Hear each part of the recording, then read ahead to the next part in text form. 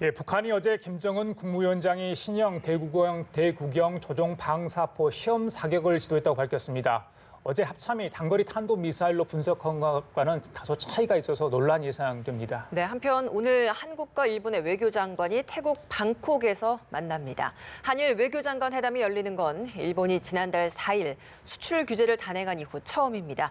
이 관련 내용들 김승채 고려대 통일외교안보학부 겸임교수, 문성목 한국국가전략연구원 통일전략센터장과 함께 짚어보겠습니다. 어서 오세요. 네, 안녕하십니까. 어서 오십시오. 예. 선생님께 먼저 좀 질문을 드릴게요. 네. 북한이 어제 단거리 탄도미사일 2발을 발사했다. 지난달 25일 이후에 엿새 만에 발사를 했다. 그렇게 합참이 발표하지 않았습니까? 그런데 오늘 아침에 조선중앙통신 등 북한 매체가 이게 단거리 탄도미사일이라는 이야기를 하지 않고요. 신형 대구경 조종 방사포의 시험 사격을 했다. 이런 이야기를 했습니다. 예. 방사포와 탄도미사일 달라 보이는데 네. 이렇게 오인할 수도 있는 겁니까? 예, 아마 지금 어제 저도 발사한 발사체의 고도가 30km고 30km 죠. 거리는 한 250km였다고 그러죠. 그러니까 그것이 지난 5월 이후에 지난 25일까지 발사했던 소위 말하는 북한판 이스칸데르 KN 23이라고 네. 이게 명명을 했죠. 그거인지 아니면 전혀 다른 무기 체계인지를 즉각 확인하기는 좀 어렵다라는 생각을 했었거든요. 그런데 합참이 신속하게 단거리 탄도미사일로 발표를 했고요. 그리고 그것을 최근에 발사한 이스칸데르와 같은 그런 종류의 무게를 두고 분석을 하고 있다라고 저는 들었습니다. 예, 맞습니다. 물론 어제 한 포럼에서 장관은 그것이 이스칸데르일 수도 있고 아니면 방사포일 수도 있다. 왜 헷갈리냐면 거리가 한 250km면 북한이 지금 개발하고 있는 300mm 방사포 또 어제 발사한 것이 구경이 어느 정도일지 사거리가 어느 정도일지는 북한이 시험 사격이라고 얘기했기 때문에 정확히 알 수는 없습니다. 밝히진 않은 것 같아요. 대구경이라고 했는데 이게 300mm 대구경이란만 했기 때문에 그 대구경이 구경이 크다는 거거든요. 그렇죠. 구경이 크다는 건 그만큼 이 직경이 넓다는 얘기예요. 그러면 그만큼 먼 거리를 날려보낼 수 있다는 얘기거든요. 거기다 조종이라는 표현을 갖다 붙였습니다. 맞습니다. 예. 그러니까 조종을 해서 원하는 목표에 갖다가 맞추겠다는 얘기거든요. 예. 그러니까 기존에 가지고 있던 방사포, 원래 방사포와 미사일의 차이점은 미사일은 그 목적 자체가 다르고요. 무기체계 운영 방식이 다른 겁니다. 그러니까 미사일 같은 경우는 그 탄두에 핵탄두라든지 화생무기라든지 이런 것들을 장착을 해서 목표 지점에 정확히 타격을 해서 큰 피해를 입히고자 하는 것이 목적이고 방사포와 달리 유도 조종 장치가 있습니다. 그래서 미사일 그러면 유도탄이라고 부르잖아요. 방사포는 그렇지 않거든요. 방사포는 우리가 가지고 있는 다련장하고 비슷해요. 큰 박스에 여러 탄이 들어있어가지고 그걸 한꺼번에 쏘는 겁니다. 그게 멀티플 런처라고 그러는 거죠. 로켓을 여러 발을 동시에 쏴가지고 큰 범위, 정확한 목표보다는 큰 범위, 축구장이면 축구장 큰 범위를 그냥 초토화시키는데 쓰는 그 포탄이 지금 저게 화면에 나온 게 저게 그렇죠, 맞습니다. 저거죠. 그렇습니다. 우리는 저걸 다련장이라고 부르는데 북한은 방사포라고 부릅니다. 그럼 발사 방식은 미사일하고 똑같이 이동식 비슷한데? 발사대에서 발사를 하는 거예요? 이동식 발사대에서 발사를 하죠. 그런데 지금 북한이 개발하고 있는 이 대구경 방사포가 대략 200km를 넘고 있고요. 그러니까 군사분계선 일대에서 만약에 사격을 한다면 우리 평택 미군 기지와 계룡대 군 지휘부까지도 타격 가능한 그런 방사포를 개발하고 있거든요. 그러면 이게 다연장이라고 말씀하셨잖아요. 그럼 탄도미사일은 어제 2발이었고요. 다연장이 도대체 몇 군데에서 몇 발을 발사했는지 지금 북한은 공식 확인을 하지 않았습니다. 안 하고 있죠. 우리는 2발을 발사했다고 그럼 그러는데. 그건 확인하지 않습니까? 궤적을 따라가면 몇 발이 쏘아졌는지는. 그렇죠. 그런데 2발이라고 하는 것을 우리 군이 확인을 했기 때문에 사실 다련장 그러면 방사포 같은 건 여러 발을 동시에 막 쏴야 되거든요. 그런 부분에서 좀 의문점이 있어요. 그래서 북한이 발표는 방사포라고 얘기를 했지만 아직 구체적인 재원이나 사진이나 영상이나 이런 것들을 공개하지 않고 있기 때문에 그 말을 액면 그대로 믿을 수 있는 것인지 여부는 이제 우리 군도 아마 보리라고 생각합니다. 북한이 사실 과거의 행적을 좀 보면 예전에도 미사일 발사를 하고 나서도 유엔 안보리 제재를 의식해서 미사일 발사를 하지 않았고 다른 그냥 무기 실험을 했다라는 표현을 사용하기도 했잖아요. 그러면 이번에도 그럴 가능성도 있다라고 보신다는 건가요? 물론 이번 이제 유엔 안보리가 이제 오늘 개최된다고 얘기를 하는데 뭐 사실 오늘 어제 쏜 것이 방사포라고 간주를 해도 이미 쏜 단거리 미사일들이 있기 때문에 그렇죠. 안보리에서 그걸 그렇죠. 충분히 제재 위반으로 규정하고 거기에 대한 뭐 규탄이라든지 압박을 할 수 있는 그런 명분은 충분히 있습니다. 그런데 말씀하신 대로 북한은 그런 유엔 안보리의 제재라든지 미국이라든지 주변국을 의식을 해서 자기들이 쏜 미사일을 축소하거나 그걸 과장해서 발표하기도 하지만 축소해서 발표하기도 하거든요. 예. 최근에 보면 북한이 신형 잠수함을 공개를 했는데 어제 조선신보에서 친절하게 이건 작전 구역이 동해고 동해다. 미국을 경하는 것이 아니다. 또 그렇게 얘기를 했어요. 그러니까 어떨 때는 대단히 확대해서 부풀려서 발표하기도 하고 어떨 때는 축소해서 발표하기도 하고 예. 자기들의 미치는 영향을 고려해서 이렇게 저렇게 하기 때문에 북한의 발표를 액면 그대로 신뢰하기가 예. 어려운 측면이 있습니다. 우리 군의 뭐 이런 분석 체계가 한계가 있다라고 단정짓기도 아직은 좀 어려운 것 같고 북한이 뭐 제대로 된 뭐 발표를 한 것이다라는 것도 아직 단정짓기는 좀 어려운 상황이 아닌가라는 생각이 듭니다. 이번에 또 북한이 발표를 하면서 나왔던 네. 표현 중에 하나가 위력 시위 사격이라는 표현 대신에 시험 사격이라는 표현을 썼습니다. 네. 과거에 사실 25일 날 이 발사를 하고 나서 네. 공식적으로 발표를 할 때는 위력 시위 사격 이렇게 표현을 했는데 이번에는 표현 수위가 좀 바뀌었습니다. 이건 어떤 의미라고 좀 볼 수 있을까요? 예, 말씀하신 것처럼 지난 7월 25일 날 북한판 이스칸데르 이제 미사일 단거리 미사일을 발사했을 때는 이렇게 말을 했습니다. 그 남조선 군부 호전 세력들에게 엄중한 경고를 보내기 위한 무력 시위다 이렇게 했고 이번 같은 경우는 말씀 주신 것처럼 이 무기의 관역에 놓이는 이를 자초하는 세력들에게는 우리는 오늘 우리의 시험 사격 결과가 털어버릴 수 없는 고민거리가 될 것이다. 이렇게 해서 이제 시험 사격이겠는데요. 이것은 아직까지도 이번에 만약에 북한이 발표한 것처럼 신형 대구경 그런 방사포라고 한다면 이 완성이 아직 안 됐기 때문에 실제로 북한 말 그대로 시험용이다. 한번 시험 발사한 거다라고 볼 수가 있는 거고요. 또 하나는 문제는 그 목표물을 제한할 수가 있지 않습니까? 미사일 같은 경우는요.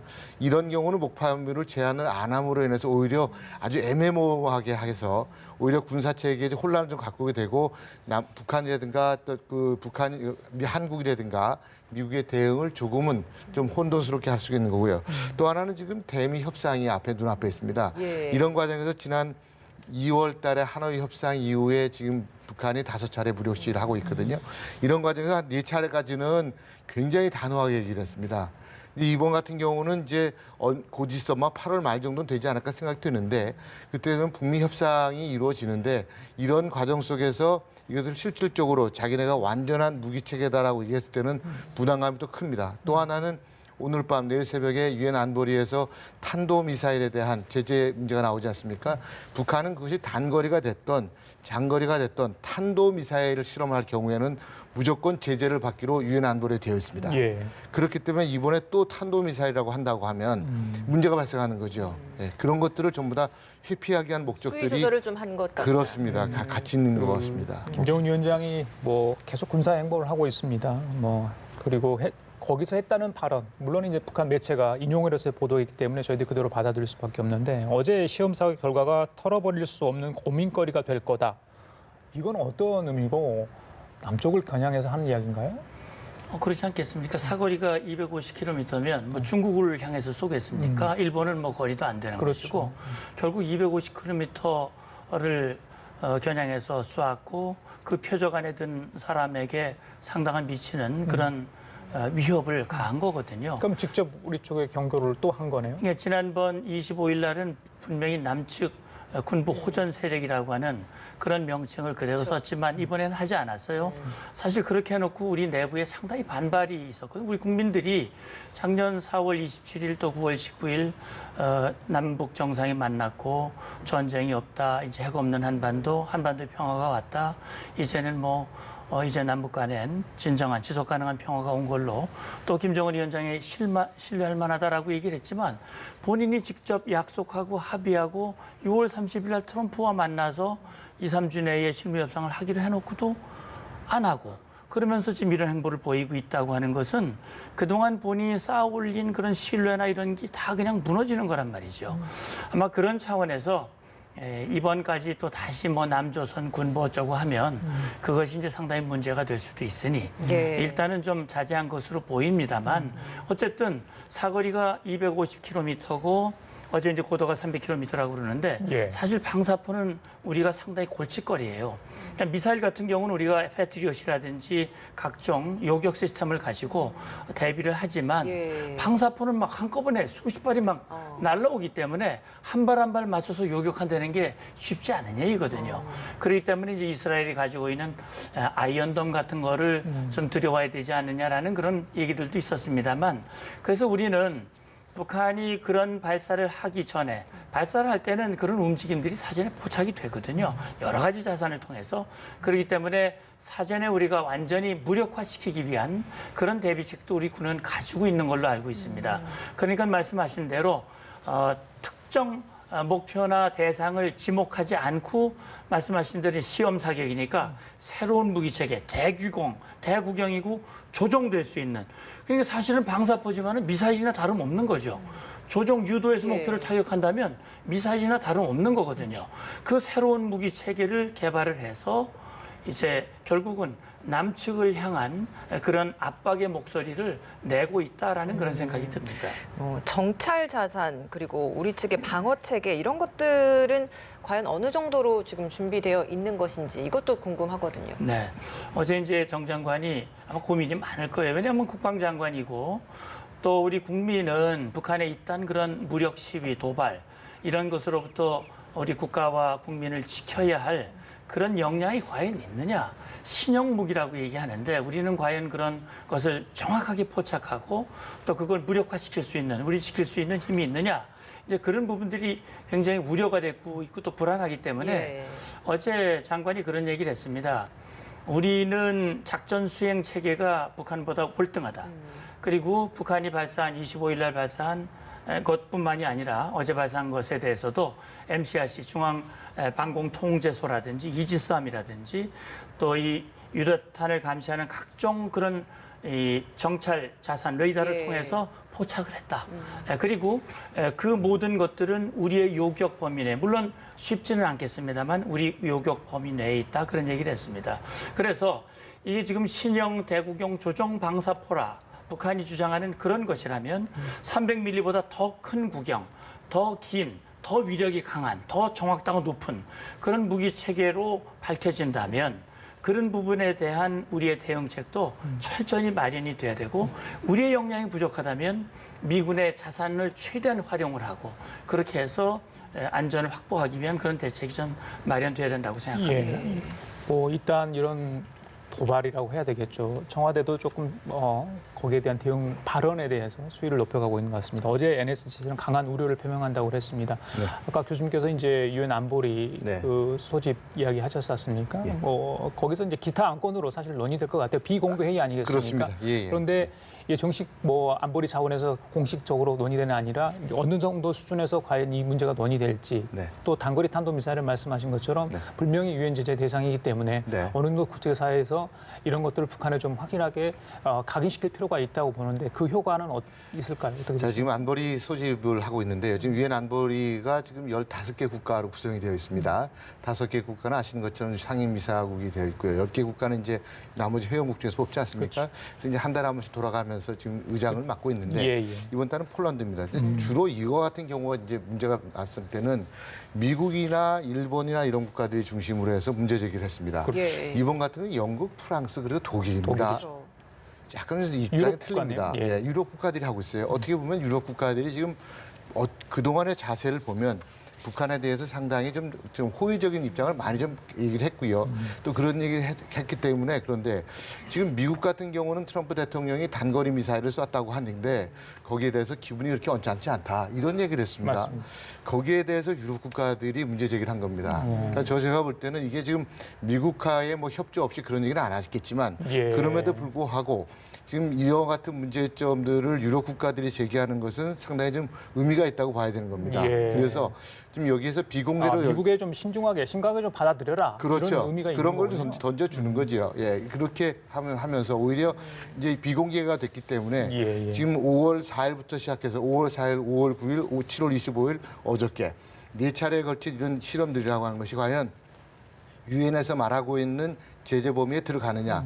제재 범위에 들어간다면 이 문제에 대해서는 분명한 입장을 좀 표명할 필요가 있지 않겠느냐. 이런 것들을 지금 미국에게나 국제사회에다 지금 얘기를 하고 있는 겁니다. 단지 이것이 지금 정확한 정보에 대한 판단이 없기 때문에 비공개로 돌리고 가는 겁니다. 네. 사실 이 탄도미사일이라고 하는 것 자체가 유엔 안보리 제재 위반 대상이기는 한데 단거리라는 부분에 있어서는 한 번도 제재 테이블에 올라온 적은 없다라는 게 지금까지의 상황이었는데 그렇다면 이렇게 유엔 안보리가 비공개로 소집이 되고 이런 논의를 한다고 하면 그런 부분까지도 포함시켜야 한다라는 논의도 좀 있게 되는 겁니까? 네, 그러니까 안보리 제재 결의에는 거리는 나와 있질 않아요. 탄도미사일 기술을 이용한 그 어떤 미사일도 발사해서는 안 되도록 되어 있습니다. 그러니까 그것이 뭐 짧다고 해서 제재를 위반한 것이 아니고 길다고 해서 위반한 것이고 그런 것이 아니기 때문에 북한이 탄도미사일을 발사했다면 그 자체가 유엔 안보리 결의의 위반이거든요. 예. 그렇기 때문에 우리가 지난 5월 달에 북한이 탄도미사일을 발사했음에도 불구하고 우리 군과 정부가 탄도라고 하는 표현을 쓰기를 굉장히 조심하고 했던 것이 그것이 안보리에서 또 논란이 되고 국제사회의 문제가 되면 지금 대화의 동력을 또 꺼버리는 것이 아닌가, 북한의 반발을 일으키는 것이 아닌가라는 것 때문에 망설였던 것이 그거거든요. 자, 그리고 말씀하신 대로 단거리 미사일도 분명히 위반이지만 단거리 미사일만은 발사했을 때 그것만에 대해서 제재를 따로 부과한 그런 전례가 없기 때문에 예. 김정은 위원장은 그걸 마음껏 이용하고 있는 거죠. 거기다가 트럼프 대통령까지 일종의 면죄부를 주고 있으니까 예. 아주 날개를 달고 이런 것을 했는데 안보리가 열려서 이걸 문제 삼는다는 자체는 일단 트럼프 대통령과 미국을 향한 메시지가 적지 않다고 생각이 되고요. 예. 그러니까 어쨌든 이제 이 내용 회의의 결과가 뭐 어떤 형태로 공개가 될지 되지 않을지 이건 알 수는 없으나 어쨌든 국제사회에서 지금 북한의 이런 행동은 결국 북한이 원하는 제재를 완화시키고 제재의 굴레로부터 벗어나고자 하는 김정은 위원장의 생각과는 점점 더 멀어질 수 있다고 하는 점 그런 부분을 북한은 아마 유념을 해야 될 겁니다. 예, 볼턴 보좌관도 북한의 미사일 발사가 김정은이 약속 위반한 건 아니다. 뭐 이렇게까지 오늘 언론 예. 인터뷰에서 했다고 합니다. 미국이 어떤 시각을 갖고 있는지 좀 대변하는 것 같습니다. 볼턴이 한 얘기이기 때문에 제가 말씀드린 거고요. 이야기 좀 할게요. 저기 선생님 합참이요. 오늘 아침에 중부전선 군사분계선을 이담해서 북한 남성 1명이 넘어왔다고 합니다. 그래서 10명을 확보했는데 귀순자인지 여부를 좀 확인 중에 있다고요. 네. 지난번에 목선 그 3명 넘어왔을 때 저희들이 하루 만에 조사하고 다시 돌려보지 않았습니까? 그렇죠. 자유구사에 따라 돌려보냈는데 어제 통일부 장관도 이야기했지만 지금 남북 대화가 지금 이루어지지 않고 있는 상황이잖아요. 근데 저희들은 인도적 차원에서 할 수 있는 노력을 다 하고 있잖아요. 그럼에도 불구하고 북한은 도발을 하고 있고요. 자, 이 정도의 시점이라면 어떤 북한도 좀 태도를 좀 바꿀 필요가 있지 않나 이런 생각을 해보거든요. 아이 그럼요. 그러니까 북한이 지금 작년에 이 생생하게 기억이 납니다만 1월 1일 김정은 위원장이 신년사를 통해서 2018년을 남북 관계를 사변적으로 발전시키겠다고 얘기를 했고 그 이후에도 기회가 있을 때마다 남북 관계를 발전시키는 것은 나의 변함없는 확고한 의지다 얘기를 했고 그것이 본인의 큰 업적임을 자랑을 했거든요. 예. 그런데 지금 남북 관계가 대화도 안 되고 교류도 안 되고 오히려 도발을 하고 있고 이런 상황은 정말 바람직하지 않은 것이거든요. 정말 북한이 남북관계를 발전시키기를 원하고 또 남북 간의 교류를 원한다면 이런 방식으로는 해결이 되질 않습니다. 자, 말씀하신 대로 우리 군은 어젯밤 늦은 시간이었지만 우리의 열상 장비를 통해서 그 인원의 움직임을 추적을 했고 밤 늦은 시간에 그 인원을 절차에 따라서 신원을 확보를 해서 지금 이제 조사를 하고 있는데 예. 바다에서 표류와는 달리 그 군사분계선 가까이 왔다고 하는 것은 예. 제가 볼 때 다분히 이 귀순의 의사가 있지 않을까 하는 생각이 듭니다. 그 2년 전인가요? 오총성 그 북한 병사가 죽음의 사선을 넘어서 우리 쪽으로 왔는데 북한이 문제를 삼지 않았어요. 그래서 이번 같은 경우도 과연 북한이 문제를 삼을지 모르겠습니다만 예. 그 본인이 뭐 길을 잘못 들어서 돌아가기를 원한다면야 돌려보내겠지만 우리 정부의 확고한 입장은 돌아가지 않는다면 또 귀순을 받아주는 것이 입장이니까 어쨌든 이것이 남북관계에 미칠 영향은 전 크지 않다고 보고요. 이거는 김정은 위원장이 결단을 내려야 앞으로 본인이 원하는 걸 얻을 수 있다. 저는 그렇게 생각합니다. 예, 알겠습니다. 이번에 좀 주제를 바꿔보겠습니다.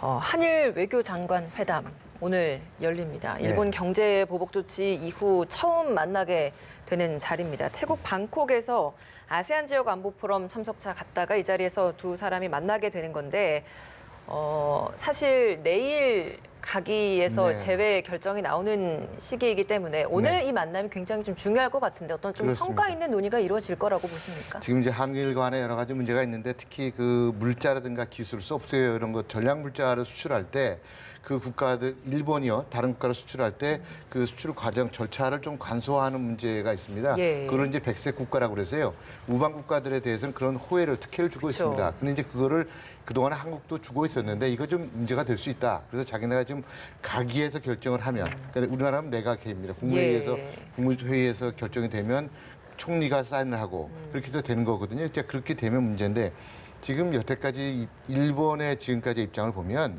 백색 국가 대상에서 한국을 제외한다는 게 명확합니다. 아주 불행한 현실이지만 불가피한 명확합니다. 그래서 그 저희가 그동안에 많은 노력을 했습니다. 사실은 일본과 이런 문제 때문에 우리가 지금 뭐 무역은 무역이 문제고 한일 관계 문제고 다양한 채널로 얘기를 하고 있었는데 이런 문제가 일본이 워낙에 지금 강경하게 나오고 있기 때문에 저는 오늘 만남이라고 하는 것이 내일 만남이라고 하는 것이 그렇게 효과를 지금 완전히 지금까지 상황을 역전시킬 상황은 아닐 수도 있다. 그 가능성 상당히 낮다. 그래서 오히려 그 지금 백색 국가 대상에서 왜 한국을 제외하는가를 아마 일본 장관이 설명하는 자리가 오히려 또 가능성이 많지 않을까 생각됩니다. 예, 선생님 동북아 안보 관련해서 한미일 동맹 굉장히 중요하죠. 미국도 사실은 이번에 이 한일 무역 갈등에 대해서 제일 처음에는 좀 발을 빼는 듯 했더니 바뀐 것 같아요 태도가. 네. 중재 이야기까지 나오는데 외신의 보도에 따르면 분쟁 중지 협정에 서명할 것을 촉구했다 이런 이야기입니다. 일본에는 백색 국가 배제를 중단하고 한국엔 그 전범기에 대한 자산 매각을 좀 중단해달라 이런 요청을 할 것으로 지금 뭐 그런 보도가 좀 나왔는데 네. 미국의 입장에서 이렇게 조금 더 관여를 할 수밖에 없는 그런 처지가 됐다고 보시는지요? 예, 저 그렇게 생각을 합니다. 볼턴 보좌관이 다녀갔고요. 지금 미국 정부에서 나오는 얘기는 결국은 지금 미국은 일본과 동맹을 맺고 있고 한국과 동맹을 맺고 있는데 한미일이 연결되는 고리가 좀 약합니다. 물론 지소미아라고 하는 군사정보비일보 협정이라고 하는 것이 있기는 있지만 예. 한국과 일본 사이에는 안보협력이라는 게 매우 제한됐고 약한 고리거든요. 예. 그 약한 고리마저도 한일 간의 깊은 갈등 때문에 경제 갈등이 안보 문제로 확대가 되고 그러면 미국이 지금 추구하고 있는 한국과 미국과 일본의 고리를 연결하는 안보의 협력이 굉장히 어려워질 수 있고요. 또 그보다 더 큰 차원에서 추진하고 있는 인도태평양 전략의 전체적인 틀이 흐트러질 수 있기 때문에 미국으로서는 어쨌든 한일 간의 갈등을 하루빨리 중단시키고 이걸 좀 더 해결하고자 하는 그런 의지는 있지만 이제 말씀하신 대로 일본의 의지가 확고하고 미국이 나서서 어느 쪽이 옳다 그러다 이렇게 할 수가 없는 상황이기 때문에 말씀하신 아마 그것도 하나의 아이디어일 것 같긴 합니다. 왜냐하면 일본이 가장 이렇게 결정한 배경에는 결국 우리 대법원의 판결, 징용, 이 배상 문제가 걸려 있기 때문에 서로 간에 민감해하는 문제들을 놓고 그 레드라인, 소위 말하는 레드라인을 넘지 않고 일단 중단을 하고 해법을 모색해보자라는 차원에서 나온 아이디어인 것 같고 일본은 거기에 대해서 일단 부인한 것 같습니다. 그렇죠. 보도 자체를 부인하고 또 그런 것이 있더라도 우리는 방침이 바뀐 게 없다라고 얘기를 하는데 저는 그렇게 생각을 합니다. 당장은 여러 가지로 부정적이고 어렵게 보이기는 하지만 반드시 해결돼야 할 일이거든요. 그렇기 때문에 가능성을 같이 놓고 다시 말하면 백색 리스트에서 되는 것이 기정사실화될 가능성, 이후의 상황, 또 그런 것들을 놓고 이건 뭐 사실 0으로 결정되는 거니까 또 0으로 번복될 수도 있는 거거든요. 그렇기 때문에 그런 것들을 함께 놓고 미국과 국제사회와 함께 노력하는 것이 필요하겠죠. 그 문제에 대해 조금 보완적으로 말씀하시죠. 드리면은 예. 지금 이제 주한미군 주둔비 방위비 협정이 좀 있지 않습니까? 금년부터 매년 단위로 하게 되어 있습니다. 예. 그래서 이제 그걸 매년 하게 되어 있는데 금년에는 작년에 비해서 한 5배를 요구했다라고 하는 지금 언론 보도가 나오고 있습니다. 볼턴 보좌관이 와서 그 얘기를 해고 갔다는 거 아니겠습니까? 자, 그렇다면은 미국 같은 입장에서도 자기 국익을 많이 좀 챙기기 위해서 다시 말하면 방위비를 한국에게 더 많이 부담시키기 위해서는 지금 한일 간에 벌어지고 있는 분쟁에 대해서 개입을 할 필요가 있는 겁니다. 그래야 미국의 입지가 상당히 높아집니다. 그래서 이 문제에 대해서 미국이 그동안에 조금 좀 미온적이었지 않습니까? 예. 근데 이제는 좀 적극성을 띠는 모습을 보여주고 있는 겁니다. 만약에 예. 이 문제가 미국의 중재를 통해서 좀 잘 해결된다면 방위비 문제와도 연관시켜서 지금 이 문제가 해결의 트랙을 좀 타고 있는 것이 아니냐 이렇게 저희가 생각을 할 수가 있다는 거죠. 그럼 미국이 개입을 해서 좀 중재자 역할을 하면 예. 그런 부분에 있어서 일정 부분 효과는 있을 거라고 수도 있는 보시나요? 거죠. 근데 지금 시간이 너무 촉박하기 때문에 예. 아마 그걸 결정하는 거는 가더라도 완전히 그 뭐 만료가 되는 것 문제라든가 이런 문제는 또 다른 문제이기 때문에 그래서 예. 뭐 한 달이나 두 달 후에 다시 그것을 제재를 푼다든가 이럴 가능성이 있거든요. 당장 내일 결정하는 것에 대해서 결정적으로 영향을 미치기에는 시간이 조금 늦는 게 아닌가 생각됩니다. 예. 자, 마지막으로 교수님. 네. 사실 정치 경제와 분리했던 게 한일 관계에 좀 관례적으로 돼 있잖아요. 그렇습니다. 외교 문제와 경제 문제. 예. 근데 이제 일본이 이쪽에 수출 보복 조치를 통해서 사실상 경제 문제까지 개입을 시켜버리지 않았습니까? 그렇습니다. 그런데 아까 센터님 말씀하신 것처럼 지소미아 문제, 네. 한일 군사정보보호협정 이 문제는 굉장히 저희 양국 간에 중요한데 예. 이 문제에 대해서는 다른 이야기를 하지 않습니까? 그러니까 예. 앞뒤가 좀 맞지 않는 것 같아요. 그렇죠. 예. 그런 문제에 대해서 왜냐하면 일본도 지금 그것이 2급 이상의 이제 군사 비밀 아니겠습니까? 2급 이하의 군사 비밀인데 그런 것도 일본도 아무리 지금 정보 자산을 확보할 수 있는 그 기제가 다 됐지만 그럼에도 불구하고 한국의 정보 자산이 상당히 중요하거든요. 예. 한국 협조가 필요하기 때문에 일본도 그렇게 이중적인 태도를 좀 보이고 있다고 생각하고 있고요. 그런 측면에서 본다면 우리도 한일 정보보호 협정이라고 하는 것을 가지고 적극적으로 무기화해서 일본과 협상할 수 있는 그런 얘기들도 할 필요가 있는 것 같습니다. 알겠습니다. 자, 지금까지 김승채 고려대 통일외교안보법 겸임 교수, 문성묵 한국국가전략연구원 통일전략센터장이었습니다. 말씀 잘 들었습니다. 고맙습니다. 감사합니다.